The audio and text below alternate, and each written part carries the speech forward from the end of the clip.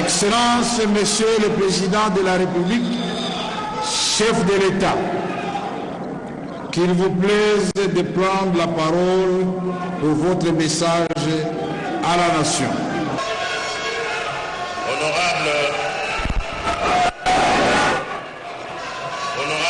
Président de l'Assemblée nationale, silence s'il vous plaît. Silence s'il vous plaît.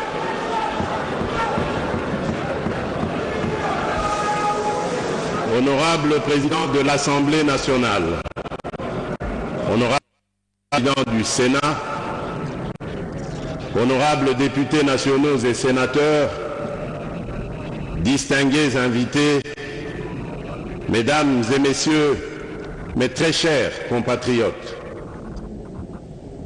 le 20 janvier 2024, lors de ma prestation de serment pour ce second mandat à la tête de la République démocratique du Congo, j'ai pris devant notre peuple 6 engagements majeurs.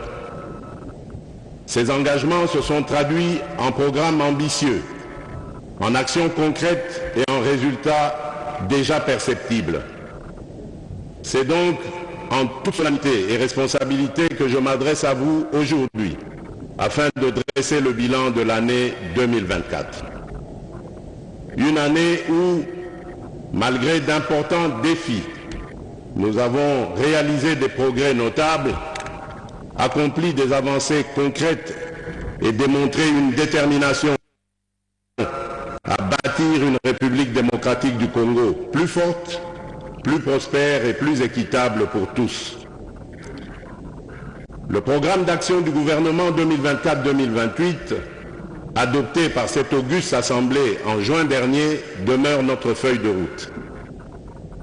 Malgré les secousses de l'économie mondiale et les tensions géopolitiques, notre pays fait preuve d'une résilience exemplaire et s'adapte avec succès aux enjeux contemporains. Notre économie en pleine transformation présente des signes de solidité encourageants. Nous prévoyons cette année une croissance de 6%, un rythme nettement supérieur à la moyenne de 3,8% attendue en Afrique subsaharienne. Ce résultat, en dépit d'un léger ralentissement, témoigne de notre résilience face aux défis globaux et locaux et offre l'opportunité de base d'une économie plus diversifiée, durable et tournée vers l'avenir. En parallèle, un accord préliminaire avec le Fonds monétaire international d'un montant d'environ 3 milliards de dollars fortifie notre position face aux enjeux économiques actuels. Je reconnais cependant que l'inflation constitue une préoccupation réelle pour nos concitoyens. Elle a dépassé au premier semestre le seuil annuel prévu de 11,3% en raison notamment de la hausse des tarifs de transport, hausse elle-même liée au rationnement des produits pétroliers ainsi que de l'augmentation du prix des denrées alimentaires et des boissons non alcoolisées. Le franc congolais a également subi une dépréciation de 4,2% par rapport au dollar américain depuis la fin décembre 2023, renchérissant les coûts des biens importés et accentuant ainsi la pression inflationniste. Grâce à une gestion rigoureuse de nos finances publiques et à une étroite coordination entre le gouvernement et la Banque centrale du Congo, nous avons stabilisé le taux de change. Au 27 novembre 2024, nos réserves internationales atteignaient 6 117 50 000 dollars américains, couvrant 14 semaines d'importation, renforçant ainsi notre capacité à faire face aux incertitudes économiques. Pour répondre aux besoins urgents de la population et soutenir notre croissance économique, nous avons stabilisé le cadre macroéconomique, amélioré l'environnement des affaires et mobilisé des financements à des conditions plus favorables. Ces avancées ont élargi nos marges de trésorerie et permis au Trésor public de financer des projets structurants. Elles ont également relancé, dans le cadre d'un plan d'action accéléré, de projets d'investissement essentiels, notamment le programme local des 145 territoires, le PDL 145T, des infrastructures et voies, ainsi que le développement urbain de Kinshasa. De plus, l'avenant au contrat minier signé avec le groupement d'entreprises chinoises a débloqué des fonds pour entreprendre d'urgence les travaux de voirie de la ville-province de Kinshasa, dont la construction des rocades, la route Mboudi, aéroport de Ndjili, via Kimwenza et Ndjili Brasserie, ainsi que plusieurs routes d'intérêt national. Parmi ces dernières figurent les axes Mbujimai-Nguba via Mweneditu, Kanyama-Kasese-Kalemi via Manono et Luena, Mbujimai-Kabinda, Kindu, Bukavu, Goma, ainsi que la route d'Akula dans le Grand Équateur.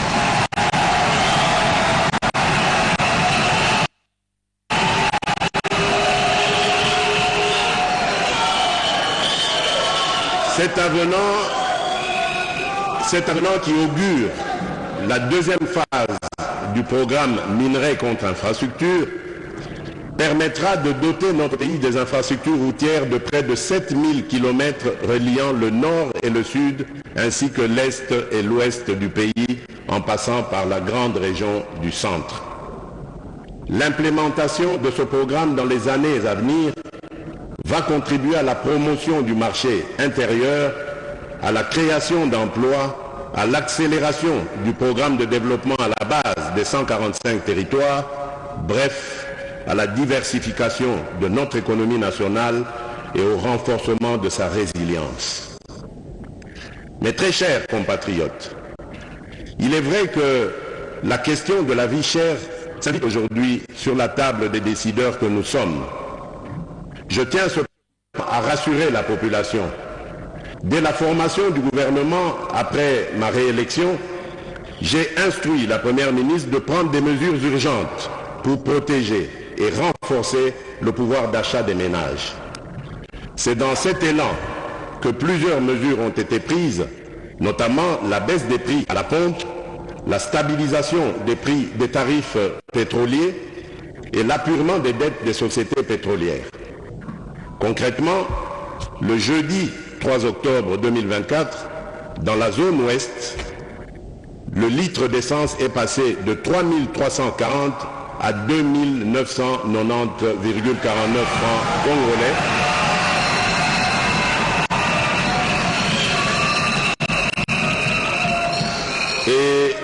Et celui du gasoil est passé de 3 435 à 2 979,73 francs congolais. Ces ajustements représentent une diminution de 10% sur l'essence et de 13% sur le gasoil, soit une baisse moyenne d'environ 12% sur l'ensemble des produits. Les répercussions sont déjà visibles. D'une part, la consommation de carburant chez CEP Congo a bondi de 45 000 m3 par mois en moyenne à 60 000 m3, soit une hausse de 33%. D'autre part, transporteurs locaux, motocyclistes et chauffeurs de taxi réalisent désormais des économies substantielles sur leurs achats de carburant, tandis que les entreprises bénéficient d'une réduction de leurs dépenses en indemnités kilométriques, libérant ainsi des ressources pour d'autres projets.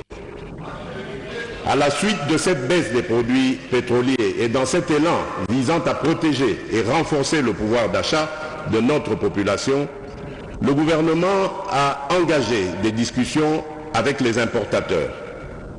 Grâce à ces efforts conjugués, nous enregistrons aujourd'hui une baisse de 5 à 11% sur ces produits de base. Ce résultat témoigne de notre volonté inébranlable d'améliorer les conditions de vie de chaque Congolaise et de chaque Congolais. Par ailleurs, conscient du fait que notre pays ne produit pas de pétrole raffiné prêt à la consommation, j'ai instruit le gouvernement d'orienter sa politique d'approvisionnement vers les sources les plus avantageuses afin de garantir un accès durable et compétitif à l'énergie. Ainsi aussi, pour alléger le fardeau économique qui pèse sur nos concitoyens, sur mes instructions, le gouvernement a suspendu la taxe sur la valeur ajoutée, la TVA, et réduit les taux des droits et taxes et redevances sur 8 produits alimentaires de première nécessité. Par cette action, l'État a choisi de renoncer à une part de ses revenus afin de soutenir directement des millions de Congolais qui consomment ces denrées chaque jour. Ce geste a pour but principal d'alléger le coût de la vie et de favoriser le bien-être de nos concitoyens.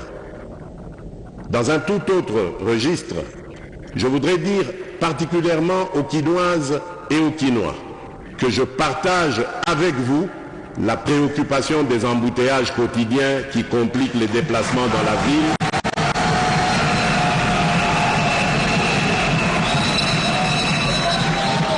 La préoccupation des embouteillages quotidiens qui compliquent les déplacements dans la ville et augmentent le coût de la vie pour nos concitoyens. J'ai instruit le gouvernement de procéder à une évaluation des mesures existantes et de proposer dans les jours à venir des améliorations ou ajustements significatifs pour remédier à cette situation. Honorable Président de l'Assemblée nationale, honorable Président du Sénat, honorables députés nationaux et sénateurs, distingués invités, Mesdames et Messieurs, mes très chers compatriotes, la République démocratique du Congo s'est dotée du plan national stratégique de développement, le PNSD 2024-2028, un cadre ambitieux pour concrétiser la vision de développement du pays à l'horizon 2050. Cette vision repose sur la valorisation des immenses potentiels de nos secteurs extractifs et agricoles. L'objectif de bâtir une économie diversifiée, inclusive et résiliente. Au cœur de cette transformation, l'agriculture joue un rôle central. Garantir la souveraineté alimentaire, réduire la pauvreté, créer des emplois et renforcer la stabilité macroéconomique. L'agriculture devient ainsi le levier stratégique pour convertir nos richesses naturelles en prospérité durable, permettant enfin au sol de prendre sa revanche sur le sous-sol. Malgré des atouts exceptionnels, près de 80 millions d'hectares de terres arables, une diversité climatique remarquable et l'un des réseaux hydrographiques les plus denses au monde, notre pays peine à révéler pleinement son potentiel agricole. Cette sous-exploitation se traduit par des faibles rendements et une dépendance excessive aux importations alimentaires chiffrée à plus de 3 milliards de dollars américains par an.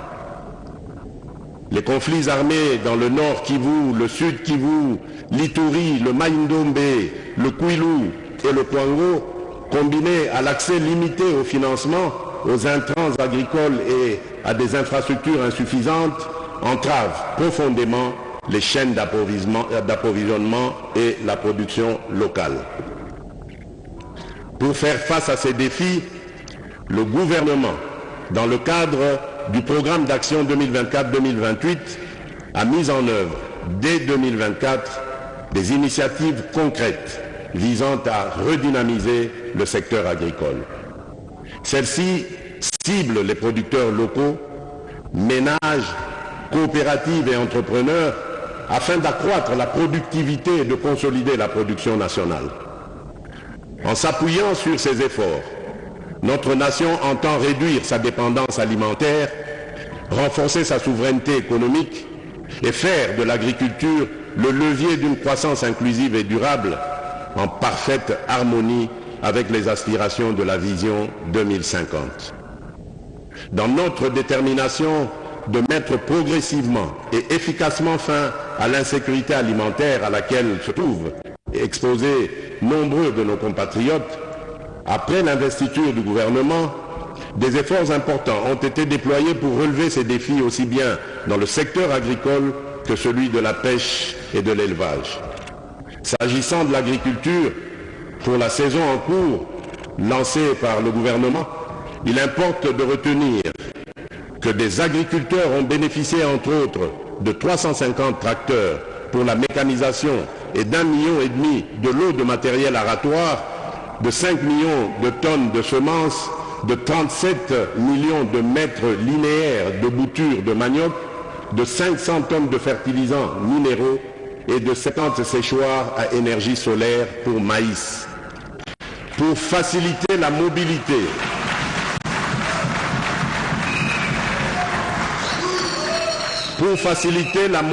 des techniciens et moniteurs agricoles, des motos et des vélos ont été remis afin d'assurer un meilleur encadrement des agriculteurs. Des facilités à titre d'exonération ont été accordées à plus de 200 entreprises pour l'importation de matières agricoles. Dans ce même élan de soutenir davantage le développement du secteur agricole, il y a lieu de noter que pour la première fois, à travers la loi de finances 2025 que je vais promulguer dans quelques jours, les crédits alloués à l'agriculture sont accrus et maintenus au-dessus de 11% du budget national, bien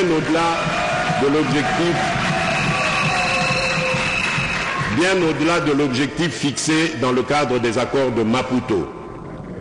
Cet accroissement substantiel de l'allocation des financements publics en faveur du secteur agricole témoigne de notre engagement sans faille à créer les conditions nécessaires au développement de ce secteur hautement stratégique pour notre souveraineté. En octobre 2024, dans le cadre de notre coopération avec la Banque africaine de développement, nous avons lancé, par l'entremise du Fonds social de la République démocratique du Congo, le FSRDC, le programme de transformation de l'agriculture, le PTA-RDC, bénéficiant d'un financement de 6,6 milliards de dollars américains sur 10 ans. En outre, avec le soutien financier de la Banque mondiale, je salue la mise en place du Registre national des agriculteurs, l'opérationnalisation d'un système d'assurance agricole face aux risques récurrents, ainsi que l'appui offert à plus de 30 000 ménages agricoles en matière d'accès aux semences et aux équipements aratoires dans le cadre du Programme national de développement agricole, le PNDA.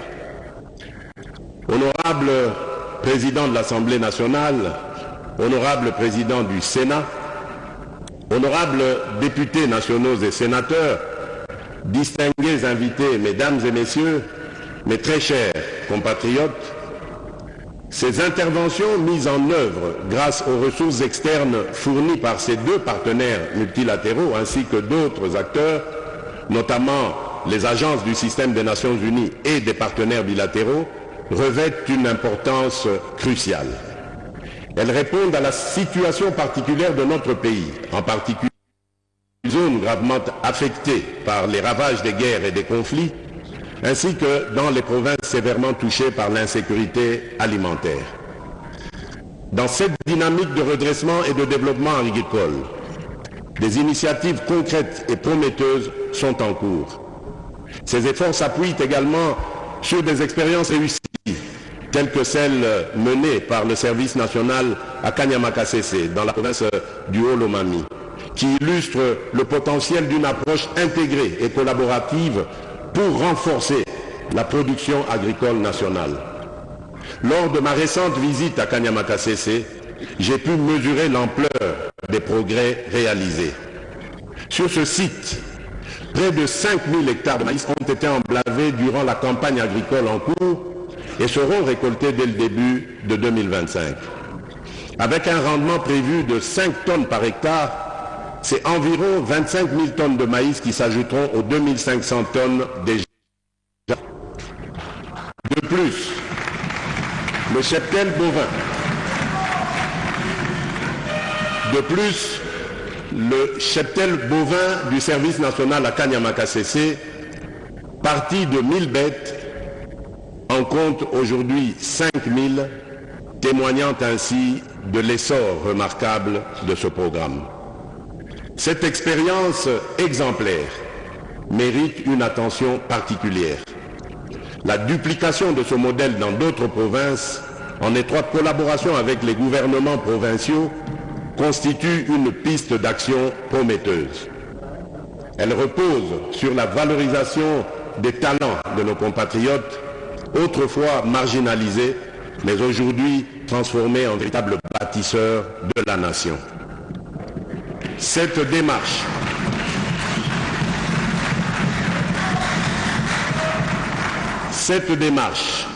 adaptée aux spécificités régions appelle à une mise en œuvre urgente pour maximiser son impact et répondre efficacement aux défis de notre agriculture. Dans cette même perspective, le gouvernement, avec le concours de mon cabinet, s'est engagé à amorcer la mise en œuvre de l'initiative de développement des agropoles à travers les 145 territoires du pays, ainsi que la promotion des sites et les préévaluations ont déjà été réalisées.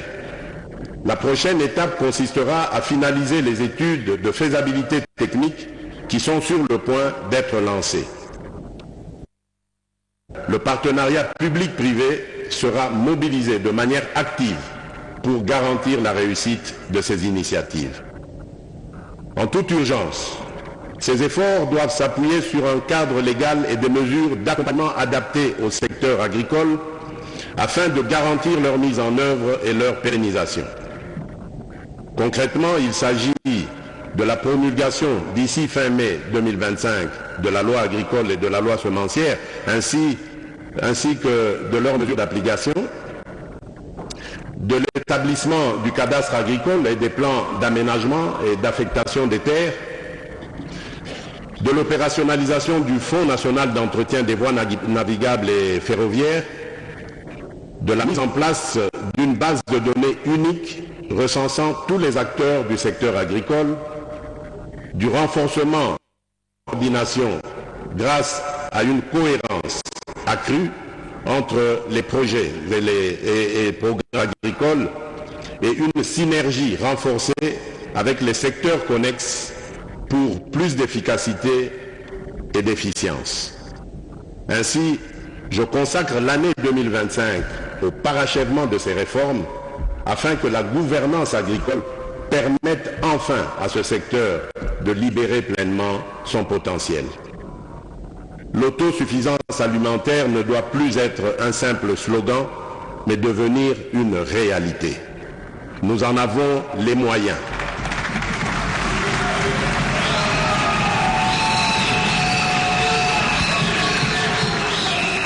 Conscient du rôle crucial de la pêche et de l'élevage dans la diversification de notre économie et la sécurité alimentaire, le gouvernement s'est également engagé dans des réformes structurantes. Pour surmonter les obstacles qui freinent l'augmentation de la production animale et halieutique, le ministère de la Pêche et de l'Élevage a distribué intrants et équipements à des milliers de pêcheurs artisanaux, notamment dans les provinces de la Chopo, du Tanganyika et de Kinshasa, renforçant ainsi leur capacité productive. Poursuivant cette dynamique, le gouvernement a honoré ses engagements concernant l'acquisition de 8 bateaux de pêche industrielle. Les dernières formalités et ajustements techniques seront rapidement achevés afin de les mettre en service dans les meilleurs délais. De plus, pour relancer la filière avicole, un programme ambitieux a été adopté en octobre 2024, prévoyant le développement de 8 pôles à travers le pays. Ces pôles soutiendront les petits éleveurs, les fermes et les PME, consolidant la croissance de ce sous-secteur. Pour assurer la viabilité et maximiser l'impact de ces initiatives, je m'engage à allouer des ressources supplémentaires à l'encadrement, à la professionnalisation et à l'accompagnement des pêcheurs et des éleveurs. Enfin, l'Office national de pêche et d'aquaculture verra ses capacités opérationnelles renforcées afin de mener à bien sa mission au service de notre nation.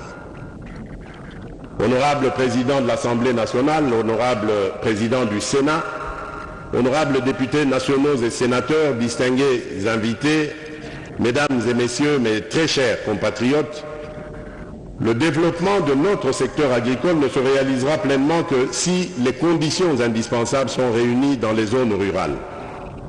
À ce titre, l'accélération de la mise en œuvre du programme de développement local des 145 territoires constituera une priorité majeure en 2025. Dans ce cadre, le projet de loi des finances 2025, soumis à l'examen du Parlement, prévoit des ressources substantielles pour des investissements stratégiques.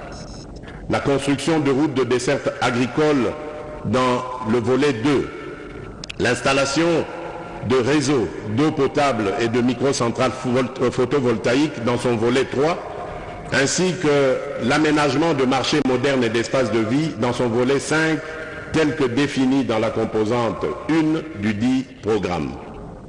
Par ailleurs, la composante 2 du même programme met l'accent sur le renforcement des économies rurales et des chaînes de valeur afin d'améliorer la productivité, d'accroître les revenus des ménages et de consolider la sécurité alimentaire.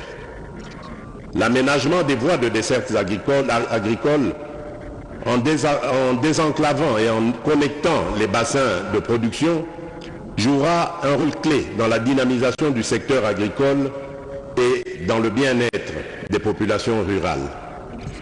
Pour l'année 2025, avec le gouvernement, je m'engage à réhabiliter 38 000 km de routes de desserte agricole prévues dans le PDL 145T et 11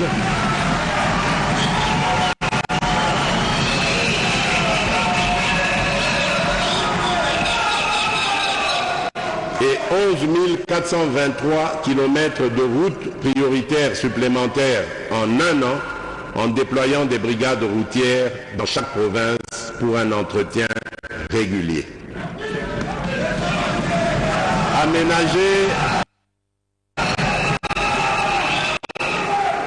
Aménager 11 432 km de voies navigables destinées à la desserte agricole et construire des entrepôts portuaires adaptés.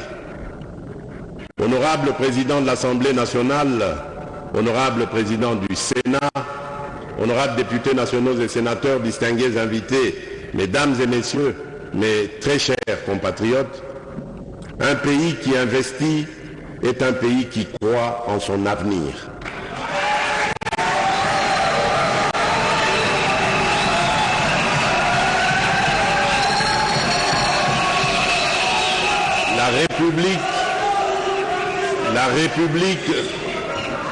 La République démocratique du Congo s'inscrit pleinement dans cette dynamique. Je tiens à souligner l'importance de nos projets structurants qui, pas à pas, façonnent notre. Ils transforment nos ambitions en réalisations concrètes et insufflent espoir et confiance à chaque Congolaise et à chaque Congolais. Dans la zone économique spéciale de Maluku, une nouvelle usine de fabrication de carreaux et de faïence a ouvert ses portes. Saphir Ceramics DRC SA, puisque c'est d'elle qu'il s'agit, bâtit, grâce à un premier investissement de 40 millions de dollars, crée plus de 1000 emplois directs et des milliers d'emplois indirects tout en dynamisant l'économie locale. Désormais, nous produisons chaque jour 50 000 mètres carrés de carreaux de qualité à prix compétitif, mettant fin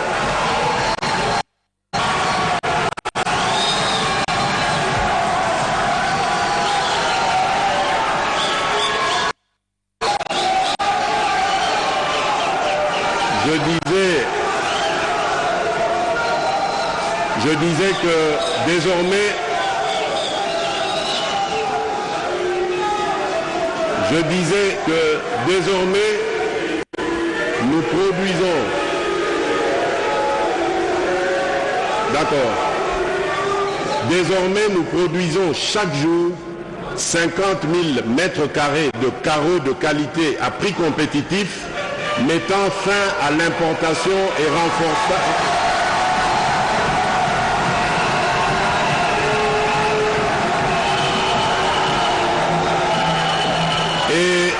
et renforçant ainsi la fierté de consommer congolais. À proximité de là, Varon Beverages RDC SARL, franchise de Petit Cola, a lancé une boisson gazeuse avec une capacité de 1,2 million de bouteilles par jour. Un premier investissement de 66 millions de dollars, bientôt suivi d'une seconde phase de 46 millions de dollars dans les 6 prochains mois, a permis de créer 530 emplois à ce jour. Cette nouvelle unité génère non seulement des emplois et des recettes fiscales, mais nourrit également la fierté de consommer des produits made in Congo. Et que dire de la relance de la mine de zinc de Kipushi par Kiko? Fort d'un investissement de 923 millions de dollars, ce projet illustre parfaitement notre ambition du réveil du Congo comme un géant au cœur de l'Afrique. Chaque mois,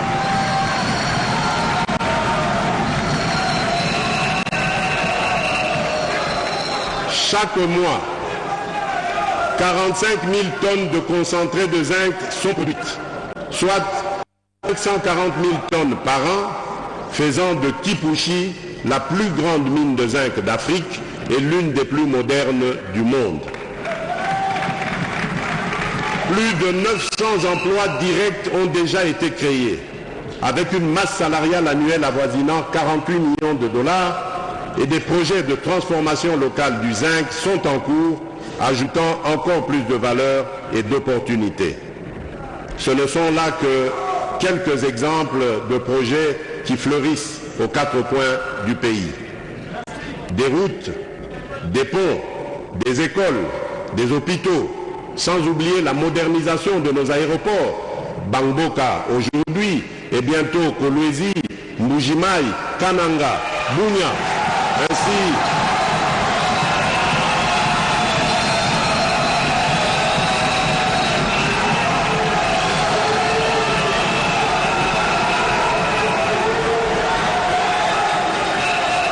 je disais des routes, des ponts, des écoles, des hôpitaux, sans oublier la modernisation de nos aéroports, Bangboka aujourd'hui et bientôt Kolwezi, Mbujimai, Kananga, Bunia, ainsi que le balisage et l'électrification de l'aéroport de Kalemi.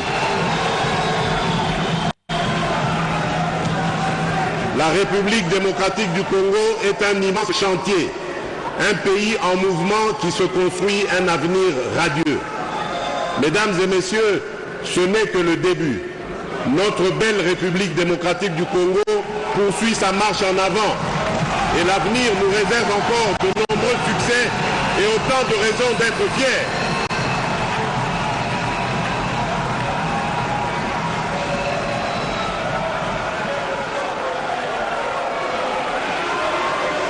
Par ailleurs, la redynamisation de nos entreprises du portefeuille est un impératif pour renforcer leur compétitivité et leur performance.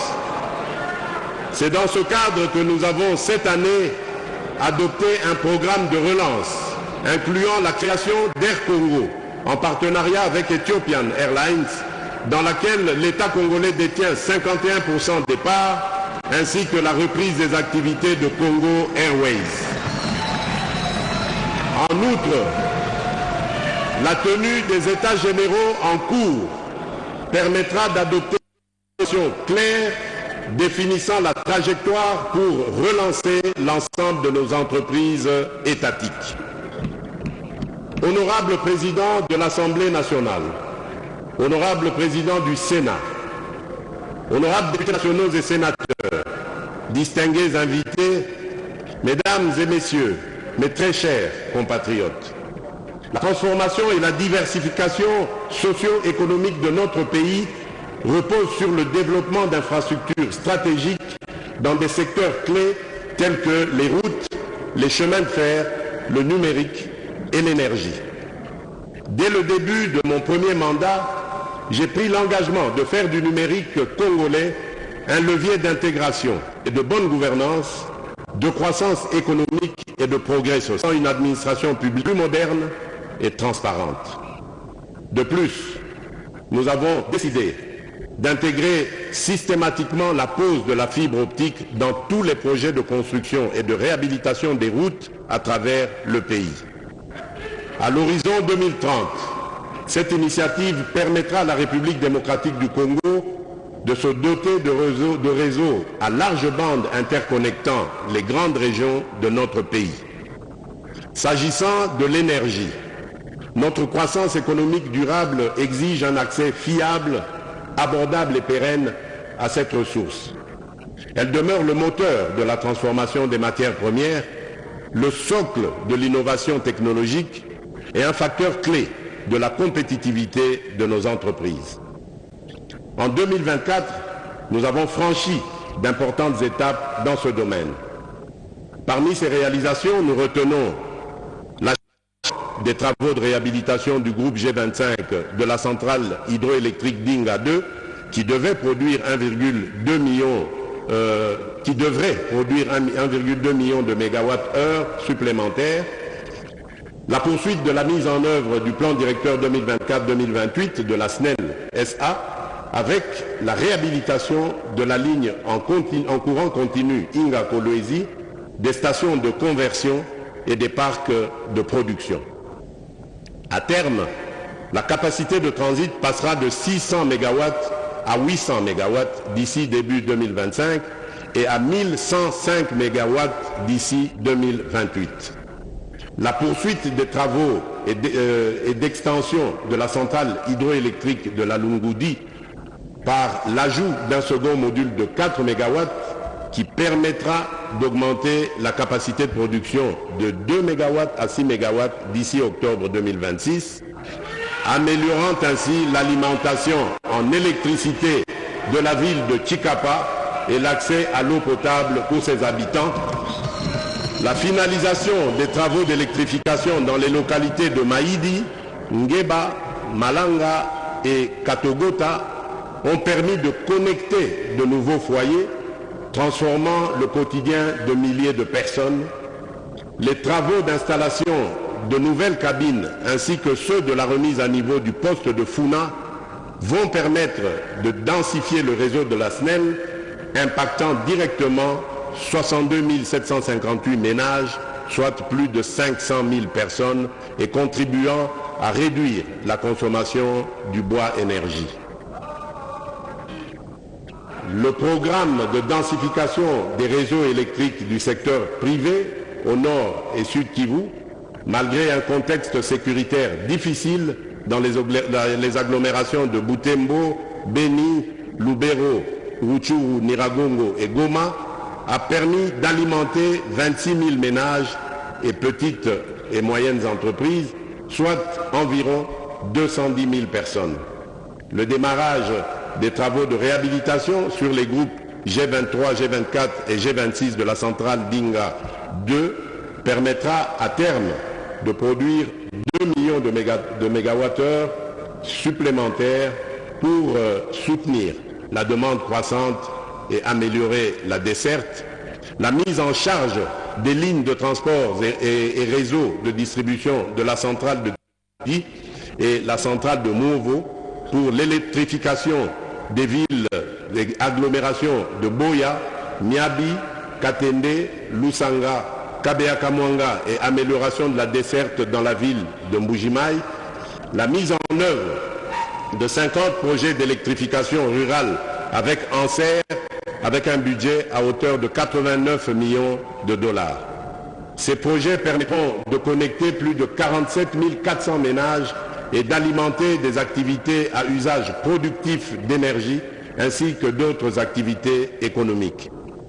9 projets de construction de centrales solaires sont en cours d'exécution à Bongandanga, Bassankusu, la périphérie de Mbujimaï, la périphérie de Kananga, Uvira, Luebo, Chilenge, Katanda et Mweka. La fin des travaux est prévue pour cette fin d'année 2024. Une capacité de 13,7 MW crête va bénéficier à 205 500 ménages. 26 projets de Kamwanga, de Mweneditu, de Kabare, de Bulungu, de Kasongolunda, de Dibaya, de Kapanga, de Inongo,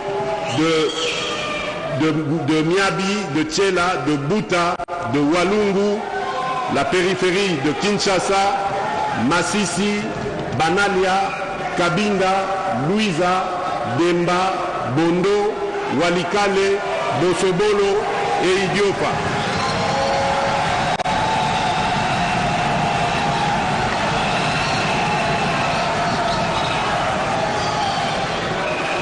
Pour une capacité de 15,9 MW qui vont bénéficier à plus de 238 075 ménages. En matière de desserte en eau, le bilan de l'année 2024 est porteur de progrès significatifs.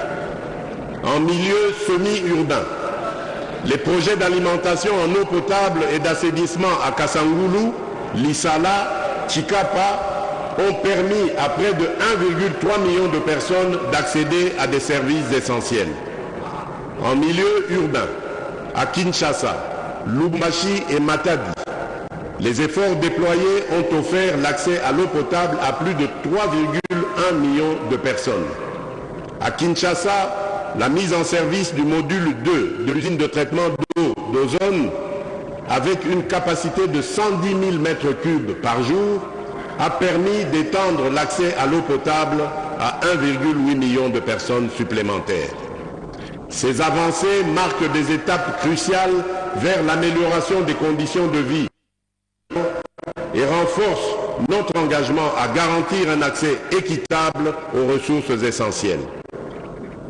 Honorable Président de l'Assemblée nationale, Honorable Président du Sénat, honorables députés et sénateurs, distingués invités, mesdames et messieurs, mes très chers compatriotes, la modernisation de la fonction publique demeure un pilier essentiel de nos réformes pour renforcer la gouvernance et améliorer l'efficacité de l'administration publique.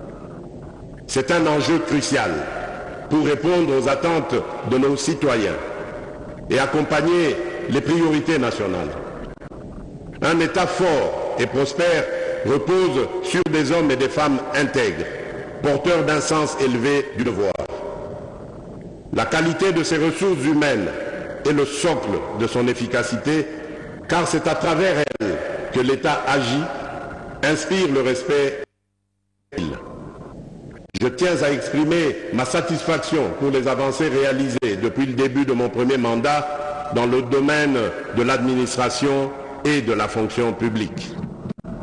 Parmi les progrès significatifs, je citerai l'identification biométrique des fonctionnaires, qui a permis pour la première fois dans l'histoire de notre pays de publier des annuaires alphabétiques et numériques des agents des services centraux et des divisions urbaines de Kinshasa. Cette initiative qui sera à toutes les catégories socio-professionnelles vise une meilleure maîtrise des effectifs et de la masse salariale tout en éliminant les doublons, les agents fictifs et les abus qui saignent nos finances publiques depuis des décennies. La rationalisation des services publics avec la fixation progressive de cadres et structures organiques pour le rapprochement et les conflits d'attribution, optimisant ainsi leur fonctionnement, la fluidification des départs à la retraite, soutenue par un nouveau système de sécurité sociale attractif et efficace. Plus de 10 900 départs à la retraite ont été enregistrés durant le premier quinquennat, avec une programmation d'au moins 10 000 départs annuels. Cette démarche apporte dignité et reconnaissance aux anciens serviteurs de l'État. l'alignement des fonctionnaires non mécanisés, grâce auquel plus de 171 000 agents, parfois en service depuis plusieurs décennies, ont été intégrés au système de paie. L'amélioration des conditions socio-professionnelles par le renforcement du dialogue, des services publics de qualité. La prochaine étape consistera à mettre en place une nouvelle politique salariale, juste et équitable, garantissant à chaque agent, où qu'il se trouve, un salaire digne et en adéquation avec sa catégorie d'emploi et ses mérites. Aucune discrimination, aucune inégalité manifeste ne devra subsister. Honorable Président de l'Assemblée nationale, Honorable Président du Sénat, Honorables députés nationaux et sénateurs, distingués invités, Mesdames et Messieurs, mes très chers compatriotes. Depuis le lancement officiel de la couverture santé universelle, le 5 septembre 2023, avec un premier paquet de soins consacré de la prise en charge des femmes enceintes et des nouveau-nés, le gouvernement a poursuivi sa mise en œuvre en 2024. À l'aide de fonds propres et du soutien de partenaires, près de 57 millions de dollars ont été alloués pour démarrer ce programme à Kinshasa et dans le Congo central. Grâce à un financement supplémentaire de 73 millions de dollars obtenu via la restructuration du programme multisectoriel de nutrition et de santé, appuyé par la Banque mondiale, le programme a été étendu à 11 autres provinces, couvrant désormais une grande partie du pays. La revue de la première année de gratuité des accouchements révèle des résultats très encourageants.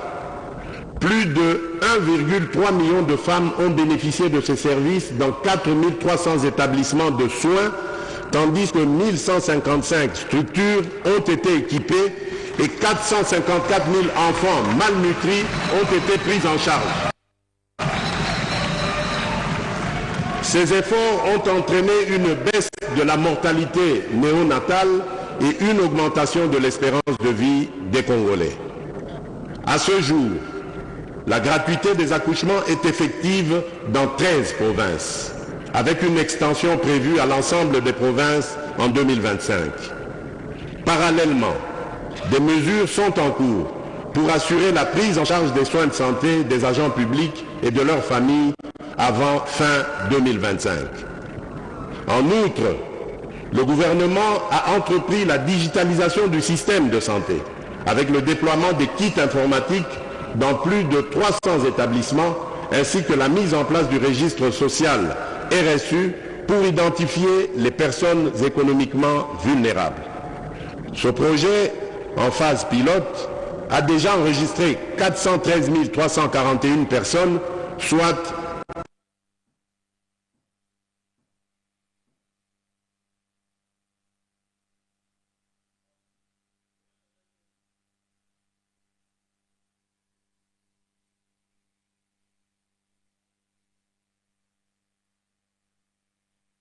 le rôle du Fonds social de promotion et de services sociaux efficacement aux besoins des groupes vulnérables en assurant une réponse humanitaire coordonnée et flexible. En dehors du pilier prestation des soins, nous avons mis l'accent sur le pilier construction, réhabilitation et rénovation de nos centres de santé et hôpitaux afin d'y accueillir dignement nos populations. À titre illustratif, nous avons construit l'hôpital général de Kinshasa, désormais appelé le centre hospitalier universitaire Renaissance de Kinshasa, d'une capacité totale de plus de 2500 lits, faisant de cet établissement l'un des plus grands hôpitaux d'Afrique centrale, ainsi que la modernisation de celui de la Mouya à Mbujimaï, avec 10 bâtiments nouvellement construits. Dans le volet réhabilitation, nous avons rénové et modernisé l'hôpital de la zone Sendoué de Lubumbashi, entre autres. De plus, dans le cadre du programme de développement local des 145 territoires, nous avons déjà finalisé la construction de 300 centres de santé répartis sur toute l'étendue du territoire national, dont celui de Mutoa, en périphérie de la ville de Kalemi, déjà équipé, que j'ai personnellement réceptionné lors de mon itinérance dans la province de Tanganyika. Honorables députés nationaux et sénateurs, Mesdames et Messieurs, dans le cadre des efforts visant à garantir un accès équitable aux soins, une attention particulière est accordée aux personnes vivant avec handicap afin d'assurer leur inclusion et leur droit à des services. Cela a permis le recrutement de 2000 agents, dont 60% sont des personnes vivant avec handicap ou issus de groupes vulnérables. Par ailleurs, le Fonds national d'appui à l'autonomisation et à l'accessibilité des personnes vivantes avec handicap a été opérationnalisé. Ce fonds finance des projets visant à renforcer leur autonomie et à lutter contre la pauvreté sur l'ensemble du territoire national. En complément, le gouvernement a débuté l'application d'une des résolutions des États généraux de l'enseignement supérieur et universitaire consistant à réduire les frais académiques pour les étudiants en situation de handicap. Concernant le pilier ressources humaines, au cours de cette année, le gouvernement a poursuivi les efforts en vue de la mécanisation et l'alignement du personnel de santé. En effet, à l'issue de l'atelier résidentiel de Bibois, nous sommes parvenus notamment à l'alignement à la prime de risque pour le 4e trimestre de l'exercice budgétaire en cours de plus de 1000 médecins, 500 agents administratifs, 1500 infirmiers, 50 dentistes, 20 médecins physiciens, 100 vétérinaires, 100 pharmaciens et 700 autres professionnels de santé. Le réajustement salarial de 5157 agents promus en grade, le paiement du second palier de 35% des indemnités de transport et de logement aux médecins, la poursuite des promotions en grade pour tous les agents de santé éligibles, garantissant ainsi une reconnaissance de leur mérite, la régularisation des situations administratives des personnes concernées en vue d'une meilleure gestion. Tout ceci s'ajoute aux efforts déjà consentis en vue de l'amélioration des conditions sociales des prestataires des soins de santé de notre pays, avec un cumul de près de 40 000 alignés, dont plus de 10 000 médecins. Il convient de noter également que depuis mon accession au respect de nos engagements, notamment en termes de paiement des fonds de contrepartie des vaccins de routine pour les enfants de moins de 5 ans, se situant environ à 16 millions de dollars américains chaque année, contribue à la baisse de la mortalité des enfants sur l'étendue du pays. En termes de perspectives dans le secteur de la santé, en lien avec l'atteinte des objectifs de développement durable, la priorité sera accordée à l'extension de la gratuité de la maternité et la prise en charge du nouveau-né sur l'ensemble des 26 provinces. Il en sera de même pour le démarrage du paquet de soins de base qui concernera les policiers, les militaires et les fonctionnaires ainsi que leurs dépendants pour, à terme, couvrir l'ensemble de la population. Le gouvernement s'engage également à doter chaque province d'un hôpital afin de mettre un terme aux déserts médicaux.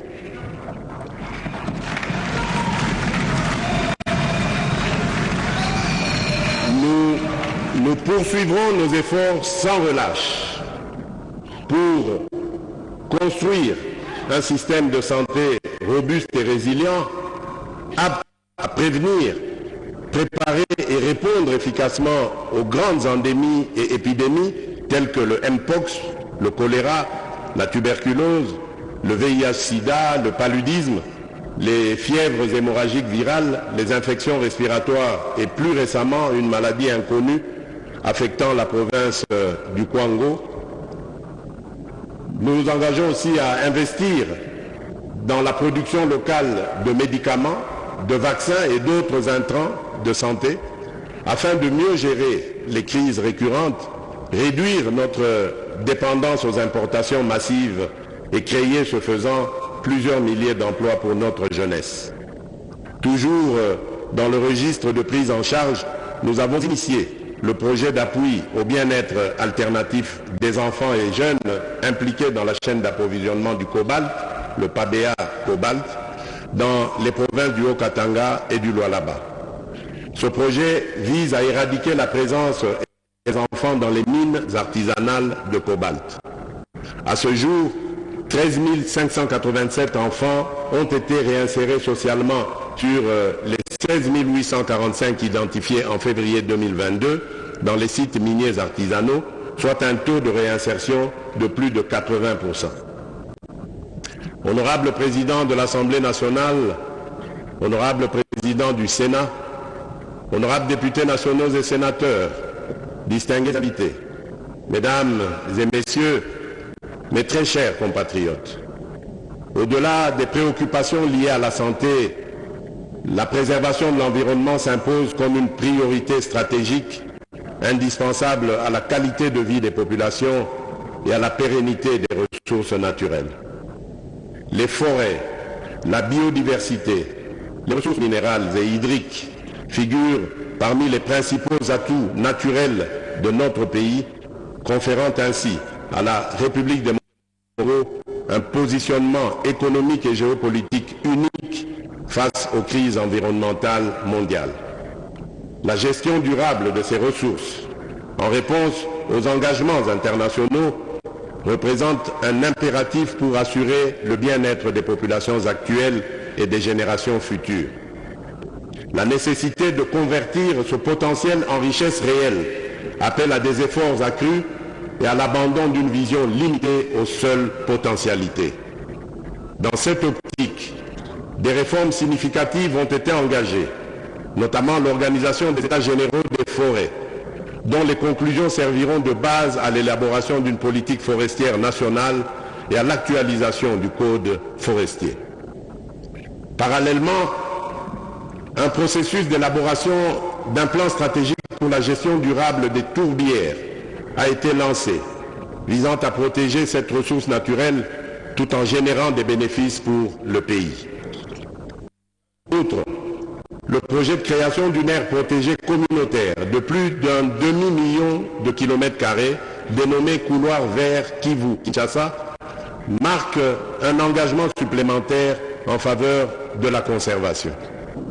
Destiné à devenir la plus vaste aire protégée au monde, ce couloir vert contribue aux objectifs internationaux tels que l'initiative 30x30 et le défi de Bonn.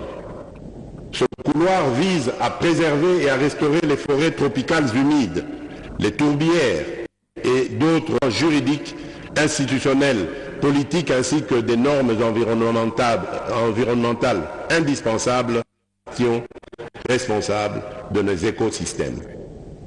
Honorables députés nationaux et sénateurs, Mesdames et Messieurs, lors de la COP29 sur le climat tenue à Bakou en Azerbaïdjan, les pays développés ont pris l'engagement de mobiliser annuellement d'ici 2035 300 milliards de dollars américains pour financer des initiatives en développement. Pour permettre aux pays de tirer pleinement parti de ces financements, des réformes structurelles s'avèrent indispensables. L'amélioration de la capacité d'absorption des financements climatiques passe notamment par une évaluation et une actualisation rapide de la contribution déterminée au niveau national, la CDN, afin de mieux identifier les besoins en adaptation au changement climatique et de diversifier les sources de financement disponibles. La mobilisation effective constitue également une priorité stratégique incontournable. À cet effet, la République démocratique du Congo est appelée à initier des réformes visant à mettre en place des mécanismes stratégiques et juridiques pour la gestion des risques climatiques et le verdissement du système financier congolais. Ces efforts incluent la traçabilité budgétaire des financements climatiques ainsi qu'une participation active à la structuration et à la régulation du marché du carbone qui devient une nécessité absolue. Par ailleurs, le renforcement du cadre de coordination et d'orientation de l'aide au développement ainsi que de la finance climatique figure parmi les priorités majeures du gouvernement pour l'année 2025. Ces initiatives visent à aligner les ambitions climatiques du pays avec les opportunités de financement international, tout en assurant une gestion durable et transparente des ressources mobilisées dans la continuité des efforts pour préserver l'environnement et garantir un développement durable. La gestion des déchets émerge comme un enjeu central nécessitant des actions concrètes pour réduire leur impact sur les écosystèmes et améliorer les conditions de vie des populations. Ainsi, depuis le mois d'août dernier, nous avons lancé le programme de gestion des déchets d'équipements électriques, électroniques et pneumatiques, le DEEP, pour financer les opérations d'assainissement à travers le pays, grâce à la perception de l'éco-contribution auprès de tous les importateurs de ces types d'équipements vers notre pays. La réussite de ces multiples efforts ne pourra être possible que dans une perspective de collaboration interinstitutionnelle avec le renforcement du partenariat public-privé. Ceci nous permettra d'assurer la valorisation à grande échelle de ces déchets et de créer ainsi un modèle d'économie circulaire dans notre pays. Dans cette optique, le gouvernement a décidé d'accorder des facilités fiscales et parafiscales à certaines sociétés qui opèrent dans le secteur des déchets plastiques à Kinshasa. Parallèlement aux défis environnementaux, l'éducation nationale reste un pilier fondamental pour le développement socio-économique en formant les générations futures et en renforçant les capacités humaines nécessaires à la transformation du pays. Honorables députés nationaux et sénateurs, mesdames et messieurs, comme vous le savez, j'avais fait de la gratuité de l'enseignement primaire une des principales priorités de mon premier mandat. Au cours des dernières années, nous avons réalisé des avancées significatives. La prise en charge à ce jour par le Trésor public de 279 145 enseignants nouvelles unités, aussi bien au niveau maternel, primaire et secondaire, ainsi que le personnel des bureaux gestionnaires, témoigne à suffisance notre détermination à améliorer notre système éducatif. C'est à ce même titre que le gouvernement a organisé au mois d'août dernier des assises de la commission paritaire gouvernement-banc syndical de l'éducation nationale et nouvelle citoyenneté à Bibois afin d'assurer l'assainissement du fichier PAY et l'identification des enseignants non payés dans le but de déterminer l'enveloppe salariale devant être projetée au cours de l'année 2024-2025. Tous ces paris gagnés méritent d'être consolidés afin d'assurer l'amélioration des conditions socio-professionnelles des enseignants ainsi que les infrastructures scolaires. Dans le cadre des efforts renforcer le système éducatif, le gouvernement a intensifié son engagement en faveur de la science et de l'innovation, donnant un nouvel élan au développement national à la suite du conclave du génie scientifique congolais. Parmi les actions majeures entreprises cette année figurent l'organisation et l'institutionnalisation du Forum du génie scientifique congolais, destiné à promouvoir l'excellence scientifique et l'innovation, l'opérationnalisation du Fonds national de la recherche scientifique et de l'innovation technologique, visant à soutenir les recherches et les initiatives innovantes, la création de l'incubateur de génie scientifique congolais, chargé d'accompagner les chercheurs, inventeurs et innovateurs dans la maturation de leurs résultats de recherche, le lancement des travaux de construction du premier centre public de radiothérapie et de radiopharmacie en partenariat international de l'énergie atomique. Ces initiatives marquent une étape décisive dans la valorisation du potentiel scientifique et technologique de la RDC au service du développement durable. Honorable Président de l'Assemblée nationale, honorable Président du Sénat, honorables députés nationaux et sénateurs, distingués invités, mesdames et messieurs, mes très chers compatriotes, malgré les progrès réalisés dans plusieurs domaines, la question sécuritaire demeure un défi majeur. Notre pays reste confronté à des rébellions persistantes, dont l'agression de l'armée rwandaise et des terroristes du M23 qui entravent la stabilité nationale, le développement et l'amélioration des conditions de vie de nos concitoyens. Ces ennemis de la République continuent d'occuper une partie des territoires de Rutshuru, Masisi, Congo et Lubero, provoquant un afflux massif de déplacés internes. Aujourd'hui, près de 7 millions de Congolais vivent loin de leur foyer, faisant de notre pays l'un des pays les plus touchés au monde par ce drame humanitaire. Je tiens à réaffirmer que nos efforts pour leur porter assistance et protection ne faibliront pas.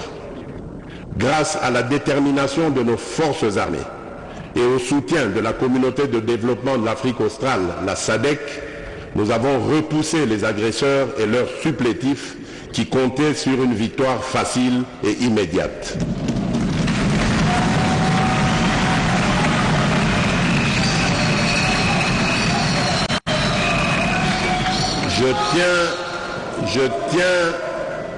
Je tiens à exprimer ma profonde gratitude au président João Manuel Gonçalves de la République d'Angola pour son engagement résolu en tant que médiateur dans la quête de la paix à l'est de notre pays.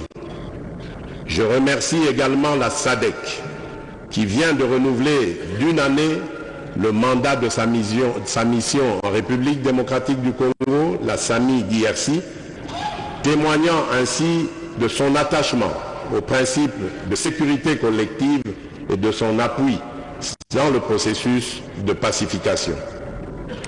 L'opérationnalisation du plan de programmation militaire lancé l'an dernier et poursuivi cette année rendra nos forces armées plus efficaces sur le terrain. J'ai la conviction que cette approche contribuera à rétablir définitivement la paix et à préserver l'intégrité territoriale de notre nation. C'est ici l'occasion de saluer la mémoire de nos vaillants militaires, des forces de résistance et des soldats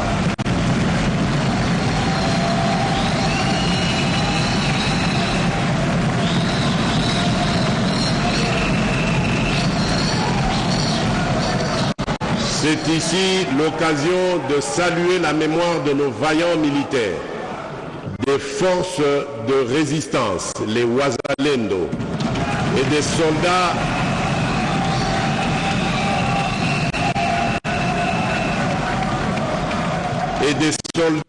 de pays amis tombés pour défendre l'intégrité de notre territoire, ainsi que celle de tous nos compatriotes injustement fauchés par la guerre, la violence, la maladie ou les calamités naturelles. En leur honneur, je vous invite à vous lever et à observer un moment de recueillement.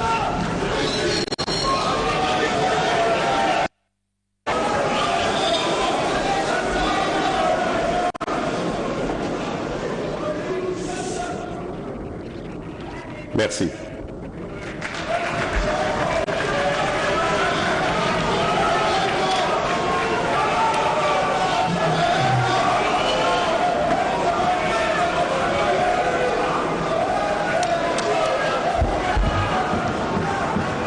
Honorables députés nationaux et sénateurs, mesdames et messieurs, Au-delà des déplacements massifs de population provoqués par la guerre, un phénomène alarmant s'observe. Le dépeuplement progressif de certains territoires stratégiques, suivi de leur repeuplement par des populations étrangères implantées par le Rwanda. Cette dynamique soulève des enjeux majeurs en termes de souveraineté nationale, d'équilibre social, nécessitant une réponse urgente et coordonnée. S'agissant de l'état de siège, j'ai instruit Madame la Première ministre de procéder à l'évaluation sur le terrain des mesures de son assouplissement décidées l'année passée. Des décisions appropriées seront au regard des recommandations issues de la dernière mission interinstitutionnelle effectuée dans les provinces du Nord Kivu et de l'Ituri, du dispositif transitoire et graduel de l'état de siège. En ce qui concerne le banditisme urbain, particulièrement le phénomène Kuluna,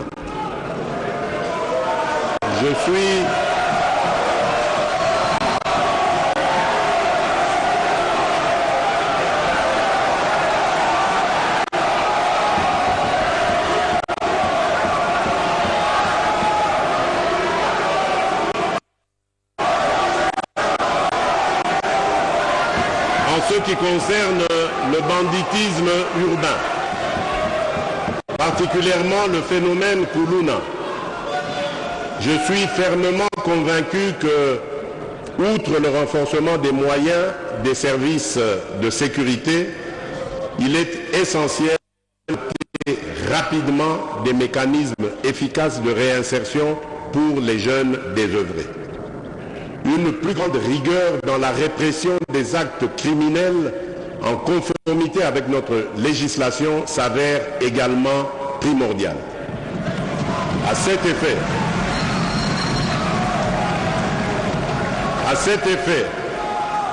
le gouvernement a lancé le processus de dotation en matériel roulant à la police nationale et aux administrations et aux administrateurs de territoire pour leur itinérance.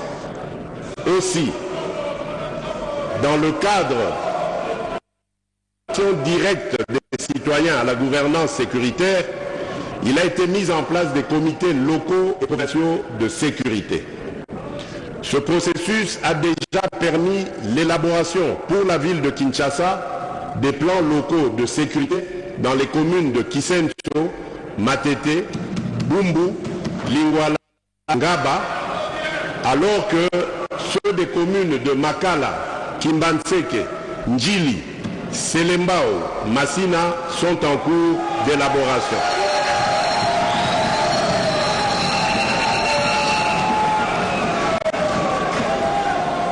Il en sera de même pour les autres villes de la République. Une expérience inspirante a été mise en œuvre à Kanyamakasese, où les Kuluna ont été transformés en bâtisseurs.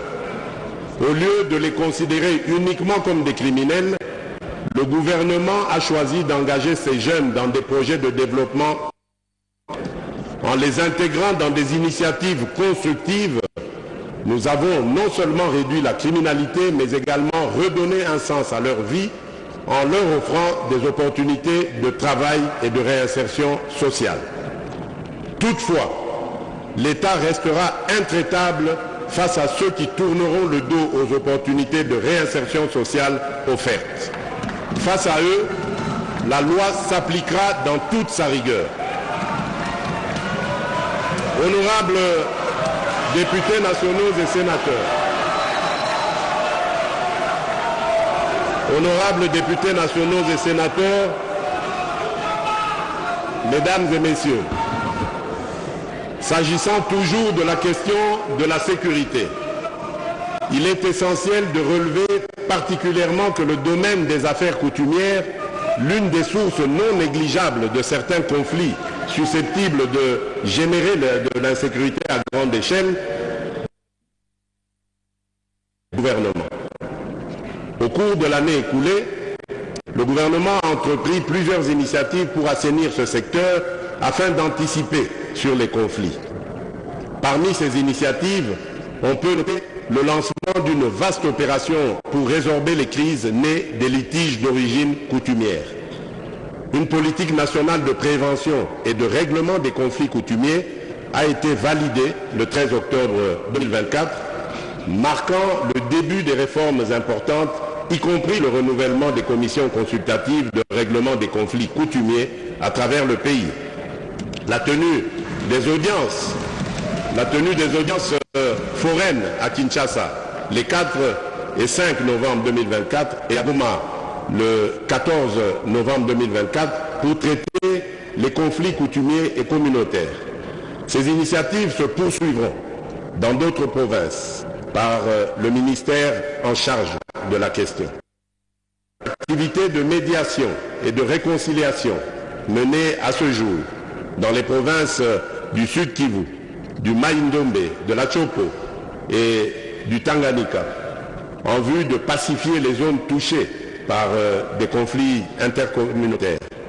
La certification des entités coutumières pour contribuer à la régulation de leur administration et à la mise en place de données fiables pour la gestion de ce secteur.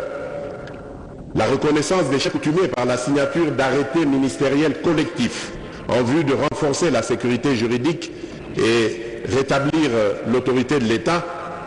Le projet pilote de reconnaissance et régularisation de plus de 350 chefs coutumiers au Haut-Ouélé, envoyant un signal fort aux autres provinces sur l'engagement du gouvernement à toucher toutes les entités coutumières, la protection et la promotion autochtone qui demeurent une priorité dans notre programme. Les affaires coutumières sont un pilier de notre société et un vecteur de paix. En renforçant le rôle des chefs coutumiers et en améliorant la gestion des affaires coutumières, nous contribuerons à la stabilité de notre pays et à la cohésion de nos communautés. Mes chers compatriotes, autant avec l'arrivée des éleveurs Mbororo dans le Haut-Ouélé en quête de pâturage qu'avec les diverses communautés ethniques dont regorge notre pays, le contrôle des terres est un problème qui a engendré des tensions entre les communautés locales exacerbées par des conflits liés aux ressources et des actes de pillage. Pour répondre à cette situation, le gouvernement a initié plusieurs actions, notamment le dialogue intercommunautaire, le renforcement de la sécurité, la mise en place de programmes d'intégration, la sensibilisation aux droits et devoirs.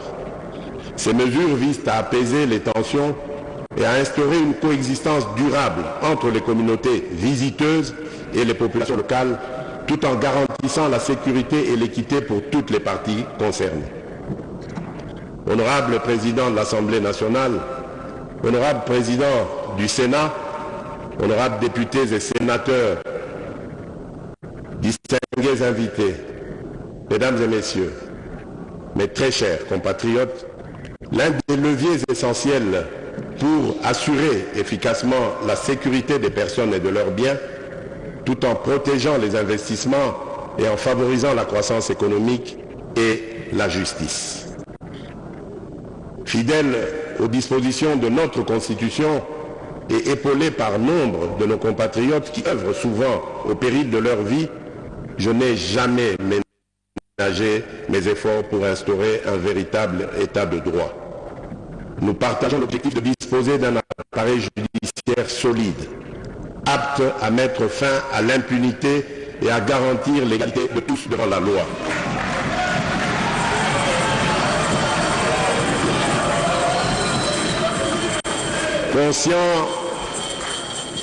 Conscient des défis qui freinent encore le bon fonctionnement du système judiciaire, nous avons engagé des actions concrètes. Après le recrutement par voie de concours de 5000 nouveaux magistrats, civils et militaires, premier contingent de 2500 a déjà été nommé, formé et déployé. Un processus est déjà entamé pour la prochaine vague. Face à l'ampleur des enjeux et dans le but de fédérer tous les acteurs autour de notre quête d'un véritable état de droit, nous avons soutenu la réorganisation des états généraux de la justice. Les recommandations qui en sont issues guideront des réformes structurelles profondes comme l'amélioration des conditions de travail et de la gestion du personnel judiciaire, la construction d'infrastructures juridiques et pénitentiaires respectueuses des droits humains, le renforcement de la discipline au sein de la magistrature et l'intensification de la lutte contre l'impunité. Honorable Président de l'Assemblée nationale, honorable Président du Sénat, honorables députés nationaux et sénateurs, distingués invités, Mesdames et Messieurs, mes très chers compatriotes, face aux défis sécuritaires persistants, la diplomatie joue un rôle crucial en mobilisant le soutien international, en renforçant les partenariats régionaux et en plaidant pour des solutions durables aux crises qui affectent le pays. Elle devient un levier indispensable pour appuyer les efforts nationaux et promouvoir la paix et la stabilité dans la région. Cette année, la République démocratique du Congo s'est affirmée sur la scène internationale en tant qu'acteur incontournable, résolu à défendre ses intérêts et à promouvoir des partenariats durables au service de notre développement. L'année 2024 a été marquée par des avancées diplomatiques majeures pour la direction du président Félix Tshisekedi, excusez mon humilité,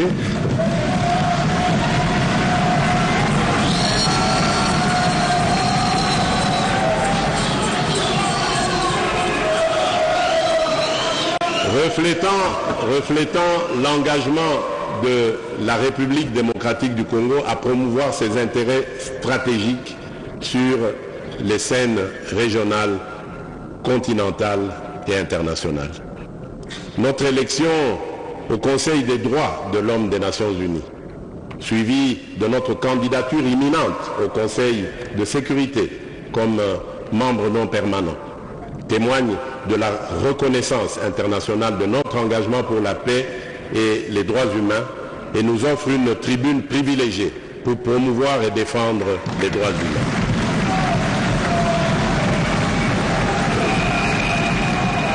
La présentation officielle de notre candidature à un siège non permanent au Conseil de sécurité de notre détermination à assumer davantage de responsabilités au sein de la gouvernance mondiale.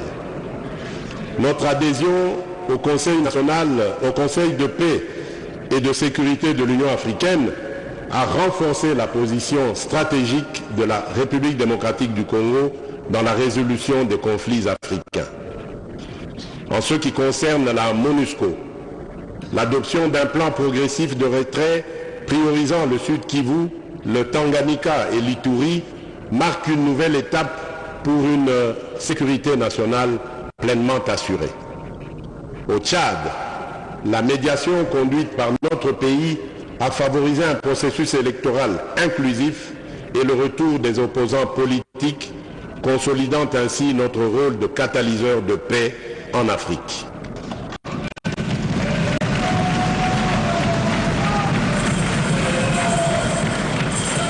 Par ailleurs,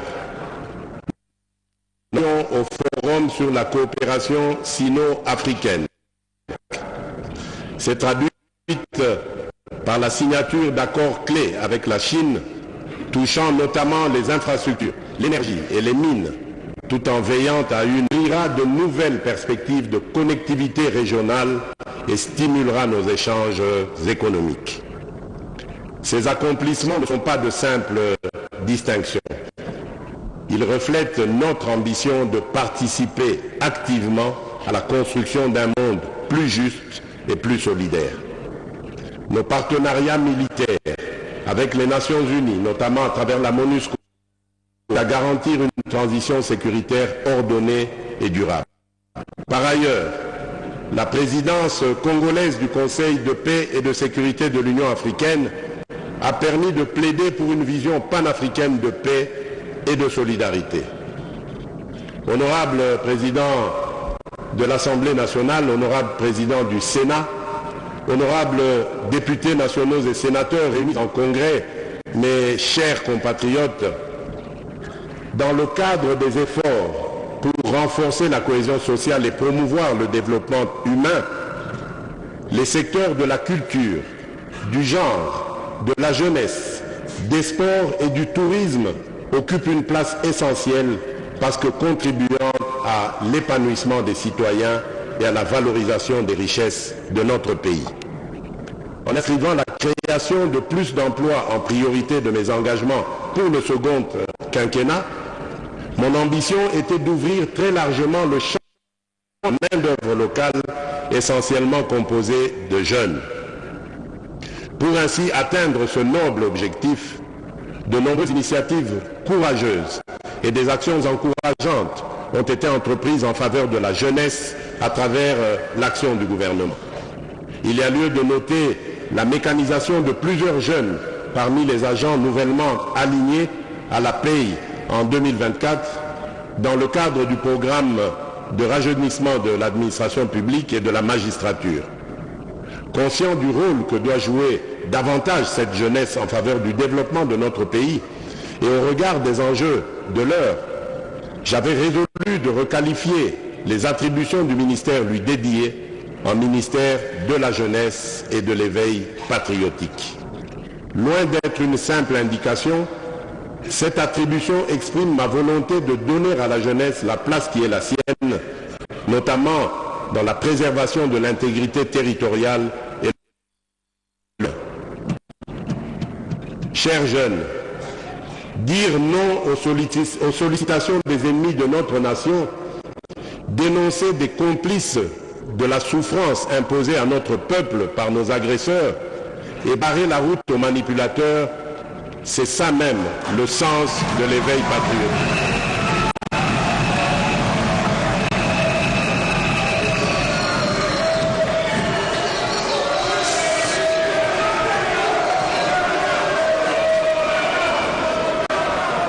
Chers jeunes, dire non aux sollicitations des ennemis de notre nation, dénoncer les complices de la souffrance imposée à notre peuple par nos agresseurs et barrer la route aux manipulateurs, c'est ça même le sens de l'éveil patriotique.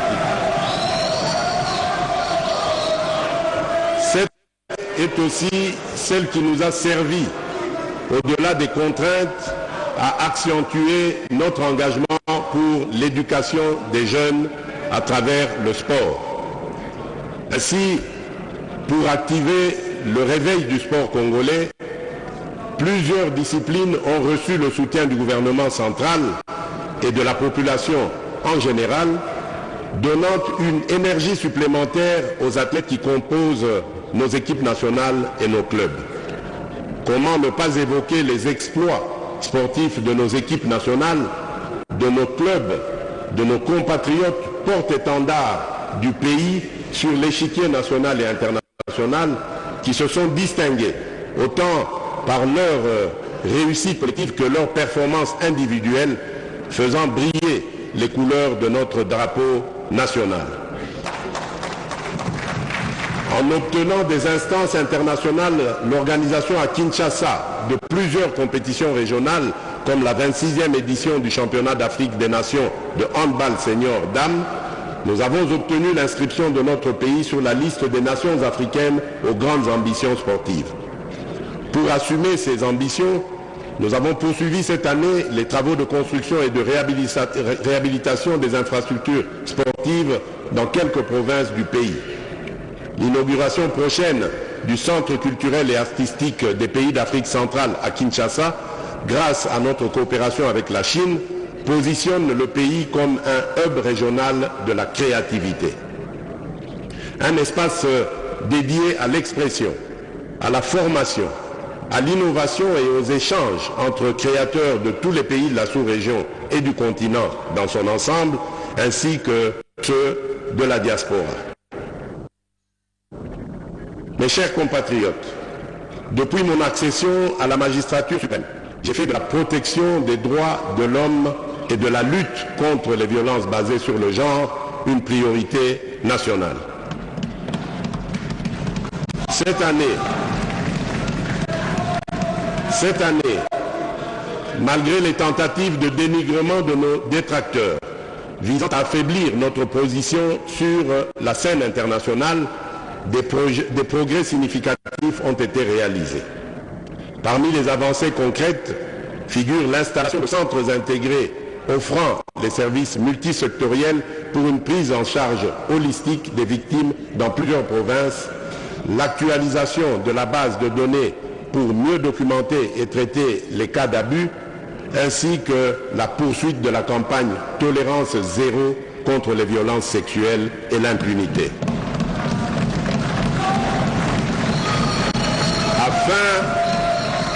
Afin de renforcer le cadre normatif en matière de justice transitionnelle, conformément à nos engagements internationaux, 3 documents majeurs ont été transmis au gouvernement pour examen.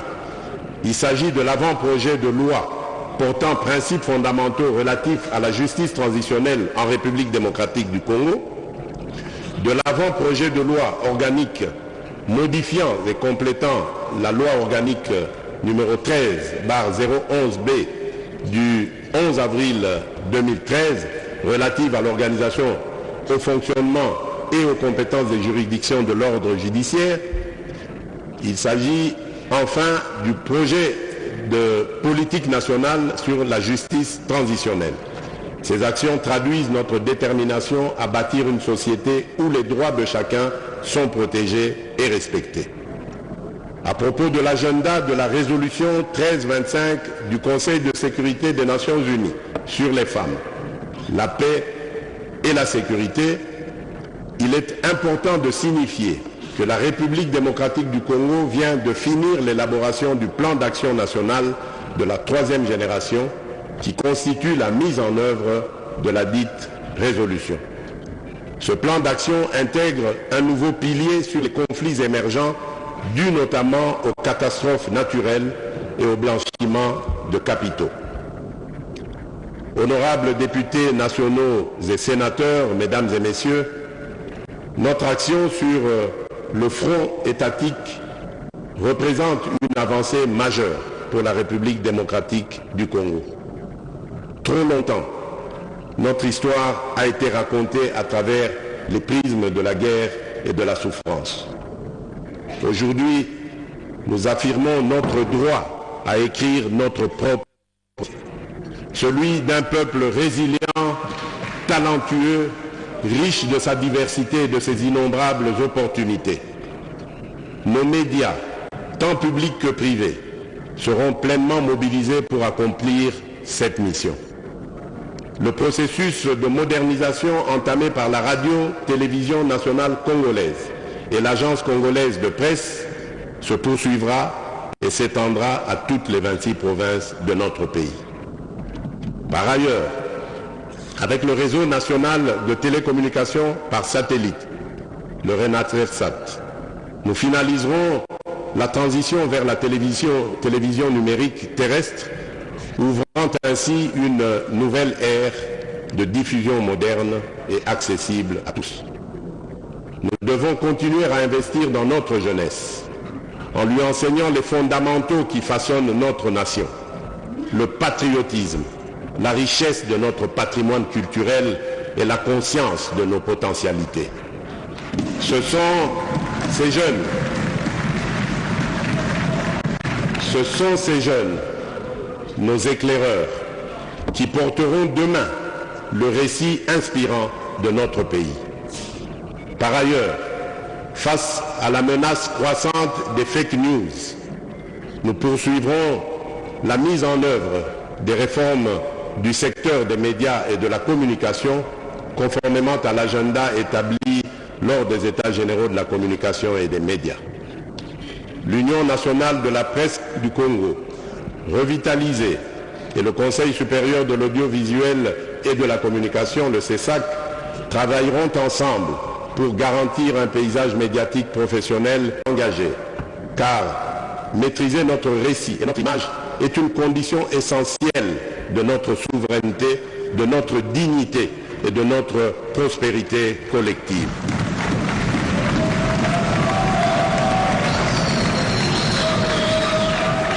Honorable Président de l'Assemblée nationale, honorable Président du Sénat, honorables députés nationaux et sénateurs réunis en congrès, mes chers compatriotes, pour terminer ce discours sur l'état de notre nation, je dois rappeler que cette première année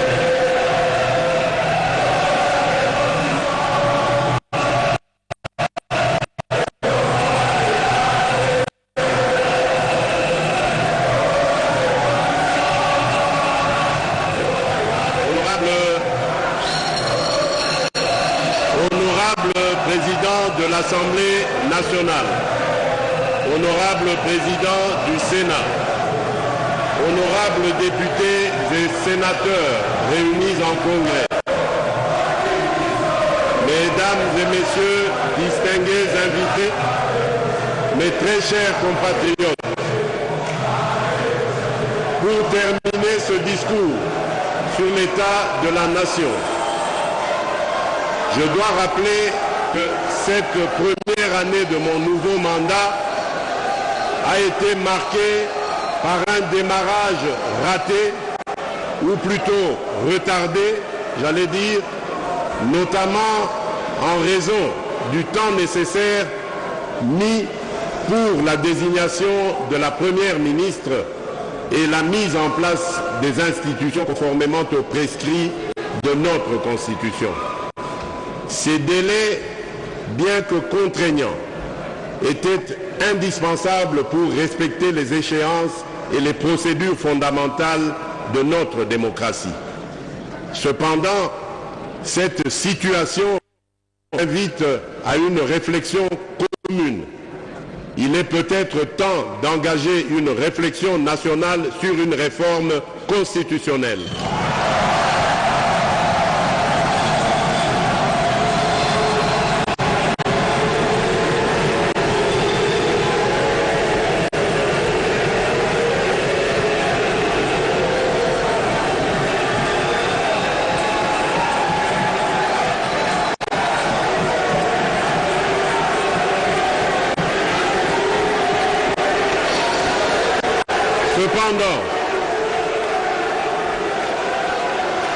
Cependant, cette situation nous invite à une réflexion commune. S'il vous plaît, silence s'il vous plaît. Cependant, cette situation nous invite à une réflexion commune. D'engager une réflexion nationale sur une réforme constitutionnelle afin d'éliminer les failles qui ralentissent le fonctionnement de notre appareil étatique. Cette démarche consiste uniquement à lancer une initiative visant à inviter nos compatriotes à une réflexion sincère pour bâtir un cadre institutionnel plus adapté aux réalités et aux aspirations de notre peuple.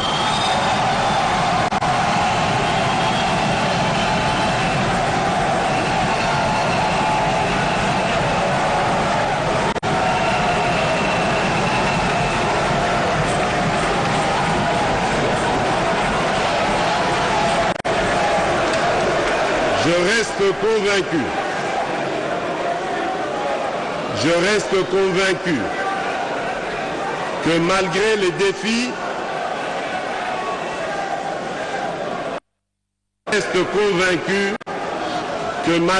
défis, unis, nous pouvons transformer nos potentialités en richesses réelles, nos faiblesses en force et notre diversité en un facteur de cohésion. À tous, je voudrais redire, tout est possible à celui qui rêve, ose et n'abandonne pas.